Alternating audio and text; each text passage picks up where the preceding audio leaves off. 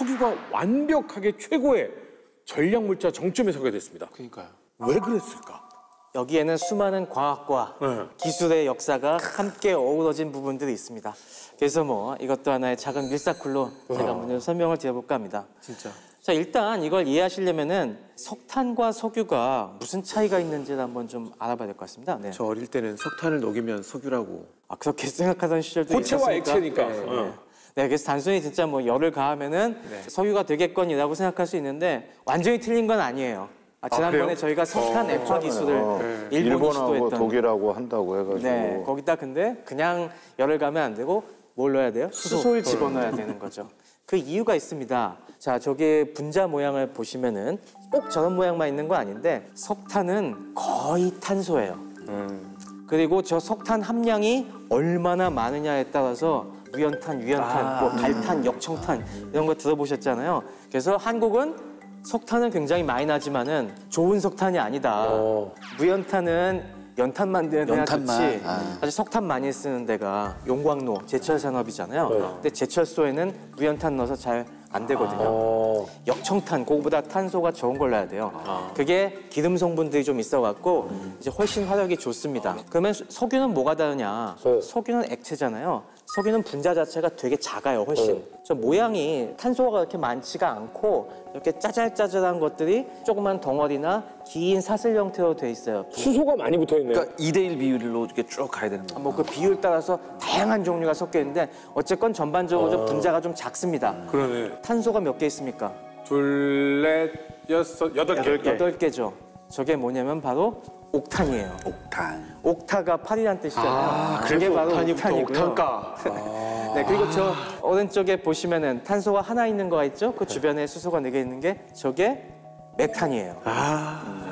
탄소가 3개 있으면은 프로판이고. 프로판. 네. 그리고 저기 고리 모양으로 있는 것도 있죠. 탄소가 6개가 벤젠. 벤젠. 이런 수많은 종류의 이런 탄화수소, 탄소와 수소가 합쳐져서 만든 분자들이 뒤섞여 있는 게 석유예요. 근데요, 석탄은 탄소가 많기는 하지만 네. 어쨌든 탄소와 수소가 붙어 있잖아요. 네. 그리고 석유도 네, 탄소와 수소가 탄소와 붙어 수소가 있죠. 붙어 있잖아요. 그렇죠. 근데 얘는 고체고 쟤는 액체고 기체고 그래요? 고체는 석탄처럼 저렇게 탄소들이 다 덩어리져서 꽉 붙어 있으니까 그게 고체인 것이고 단단하게 붙어 있지 못하고 느슨하게 서로 그냥 따로따로 놀고 있는 게 액체잖아요. 그러다 보니까 저게 흐르죠. 액체인 상태로 존재하는 거죠. 겁나 신기하네. 네. 근데 제 박사님, 진짜로 갑자기 이런 질문 정말 죄송한데요. 네. 석유가요. 네.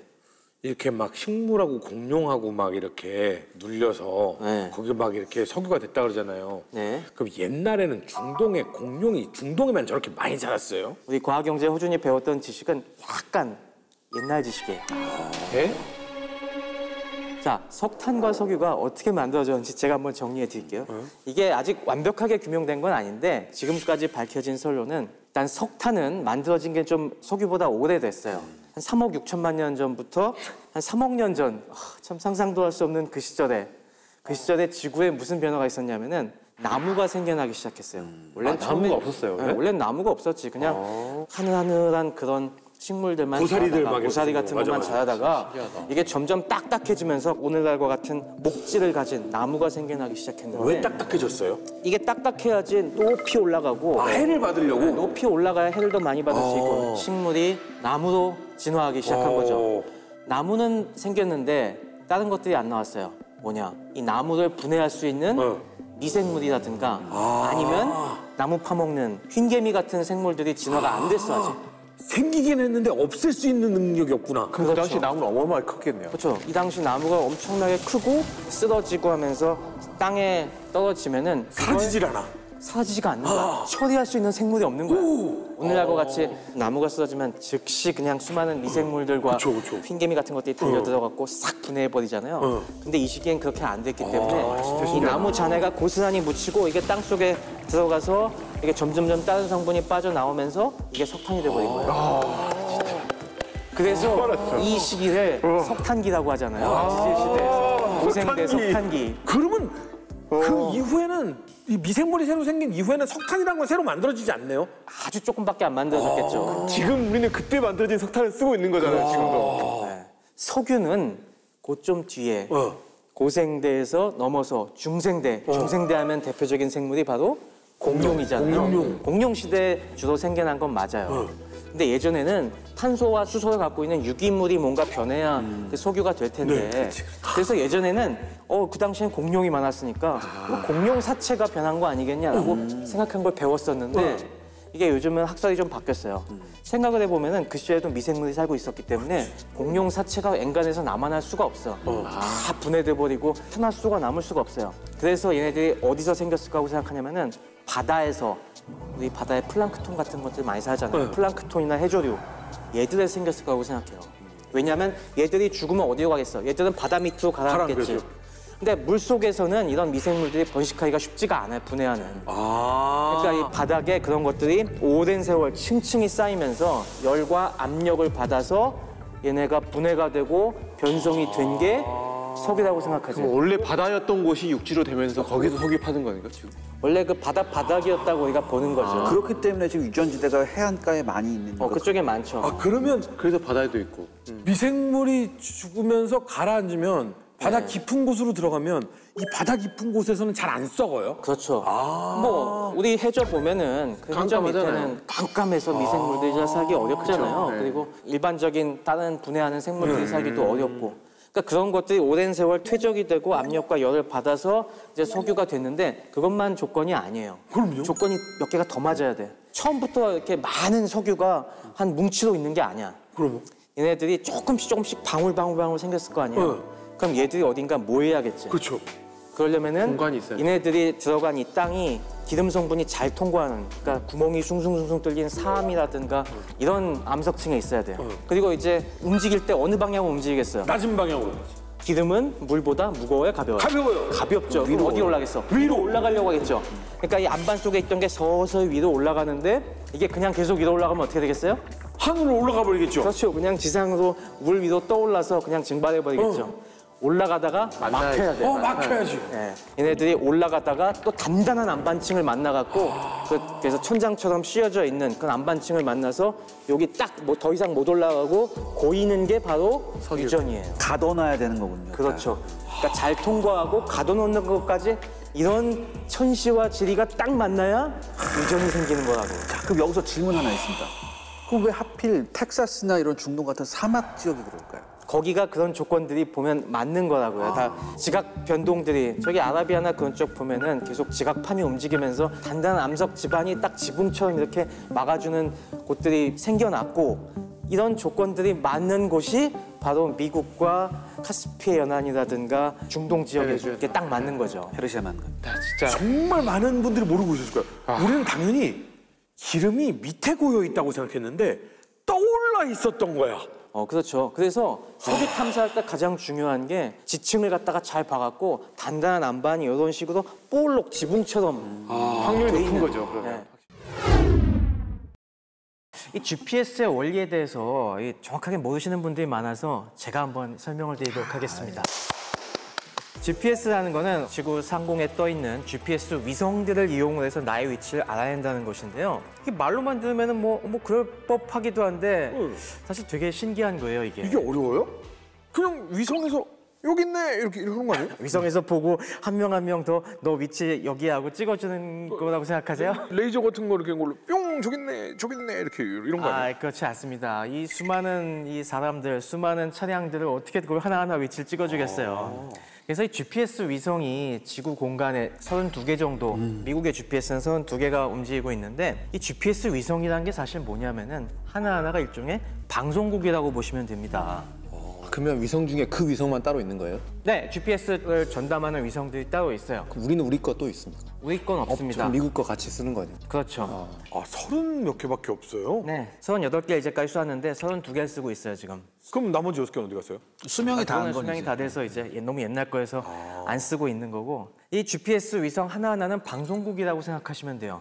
근데 뭐 하는 방송국이냐? 저희 AM이나 FM 방송 들으시면은 매 정시에 뭐가 나옵니까? 띠 이렇게 하는 거. 그죠? 시간 알려주는 거 네네. 15라고 하잖아요. 15. 이 국방 FM도 들어보시면은 여러분의 국방 FM입니다. 잠시 후 12시를 알려드리겠습니다. 삐삐삐삐. 자, 점심 먹읍시다. 자, 그걸 보면은 우리 예전에는 그거 듣고 항상 시계도 맞추고 그랬잖아요. 맞아요. 근데 딱 12시 삐 소리 울렸는데 시계를 보니까 내 시계는 12시가 아니라 12시 0분 1초였어 봐요. 네. 그러면은 우리가 이걸 갖고 뭘 알아낼 수 있을까요?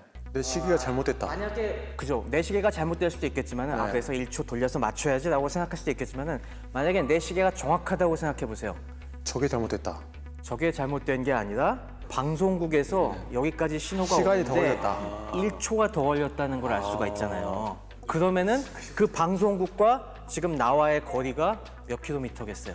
빛의 속도로 오는 거 아니에요? 맞아요. 전파는 빛의 속도이기 때문에 빛은 1초에 30만 킬로미터를 가거든요. 1초가 차이 나네. 그러면은 나와 방송국 사이의 거리는 30만 킬로미터구나. 거리를 알 수가 있는 거예요. 바로 이겁니다. GPS에서는 30초짜리 메시지를 계속 보내는데 그 앞에 30초 중에 6초 부분이 지금 위성이 있는 위치에 시각을 전송해 주는 거예요. 6에서 18초, 그러니까 그 다음 12초에는 이 GPS 위성의 정확한 위치가 들어 있습니다. 그리고 마지막 12초에는 다른 GPS 위성들의 대략적인 위치 정보가 들어 있습니다. 그럼 우리가 그걸 딱 받았을 때 스마트폰에도 시계가 있잖아요. 그 시계와 내가 받은 방송의 시간을 비교하는 거예요. 그럼 그 시간 차이를 가지고 거기다가 빛의 속도를 곱하면은 거리를 그 위성과 나 사이에 거리를 할 수가 있는 거예요. 그렇죠. 우리 상공에는 항상 뭐 6개에서 한 8개 정도의 위성이 떠 있거든요. 네. 위성에서 한 2개가 촘촘하게 지구를 커버하고 있기 때문에 그중에 3개를 잡아서 이 세 위성과의 거리를 알아냅니다. 거리를 알아내면은 나의 위치를 알 수가 있어요. 삼각 측량. 이렇게 측량을 해서. 네, 거의 삼각측량이나 마찬가지로 이렇게 지표상에 내가 빨간 점에 있는데 저 두 지점에서 이렇게 거리를 알면은 그 거리에서 거리에 해당하는 원을 딱 그려보면은 원이 만나는 지점이 생기겠죠. 우리가 3차원의 세계에 살고 있으니까 저 3개의 위성으로부터의 거리를 알고 있으면은 그 구가 딱 만나는 지점이 하나가 나오는데 바로 그 위치에 내가 있는 겁니다, 지금. 근데 여기서 그러면은 조건이 필요하죠. 첫 번째는 저 위성의 시간이 아주 정확해야 돼요. 그렇죠. 위성에서 쏴주는 시간이. 그래서 저 위성에는 다 하나하나에 원자시계가 들어있습니다.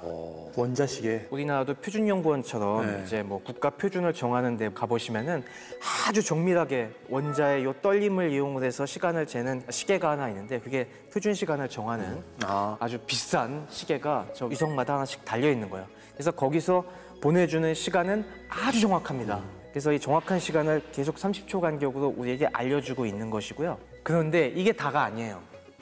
아까 제가 무슨 가정을 하나 했습니까? 내 수신기의 시간도 정확해야 거리가 정확히 나오겠죠. 근데 우리가 보통 갖고 있는 이런 시계들 시간이 조금씩 틀리잖아요. 핸드폰이나 이런 데는 원자시계처럼 정밀한 시계가 없으니까. 그러니까 얘가 시간이 조금 틀릴 거를 감안을 해야 돼요. 얼마나 이 시간이 틀어져 있는지 그걸 갖다가 알아내기 위해서는 위성 하나가 더 필요합니다. 위성의 정보 하나가 더 추가되면 추가될수록 우리가 모르고 있는 정보를 하나 더 알아낼 수가 있어요. 즉, 그 4번째 위성 하나 신호를 더 잡으면은 내 GPS 수신기가 얼마나 지금 시간이 틀어져 있는지까지 알아내는 겁니다. 위성 4개가 있어야 되네요. 네, 그래서 우리 머리 위에 있는 위성들 중에서 최소한 4개 GPS 위성의 신호를 잡아야만 나의 위치가 정확히 나오는 겁니다. 근데 사실은 이게 조금 더 과학적으로는 더 복잡한 부분들이 숨어 있긴 합니다. 어떤 효과들이 있냐면은 저 위성은 하늘에 그냥 고정돼 있는 것이 아니라 빠른 속도로 지구 주위를 돌고 있잖아요. 근데 여러분, 사람들 머리 골치 아프게 만드는 대표적인 이론이 아인슈타인의 상대성 이론이지 않습니까? 근데 상대성 이론에 의하면은 저렇게 빨리 돌고 있는 물체 안에서는 시간이 천천히 가요.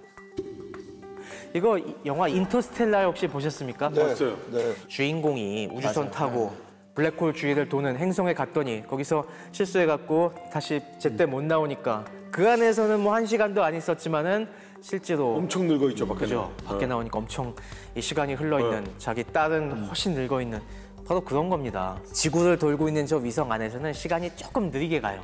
그래서 사실 그런 효과까지 다 보정해주는 식이 있고요. 그 식에 따라서 그런 오차들을 보정해줘서 이제 정확한 시간이 나오는 겁니다. 근데 왜 빨리 돌면 시간이 천천히 가요? 저 분명히 그걸 물어볼 줄 알았어요. 지금. 왜 빨리 돌면 시간이 천천히 가? 느려지는 정도가 정말 조금이에요. 기껏해야 뭐 몇 마이크로 세컨드 이 정도 단위의 100만 분의 몇 초 정도 느려지는 정도이지만은 이게 빛의 속도가 너무너무 빠르잖아요. 1초에 30만 킬로미터 가니까 이게 100만 분의 1초가 차이가 나도 몇백 미터씩 오차가 나는 거예요. 그래서 이 정확하게 위치를 구하기 위해서는 이걸 다 보정해 줘야 되는데 왜 느려지느냐? 이건 상대성 이론이 너무 복잡하니까 나중에 한번 제대로 설명을 드리도록 하겠습니다. 제가 설명드리겠습니다. 롯데월드 이런 데 가서 이거 타는 거 있잖아요. 엄청 빨리. 근데 한 10초만 타고 온 것 같은데 기다리는 사람들은 한 3분 기다렸다고 합니다. 죄송합니다.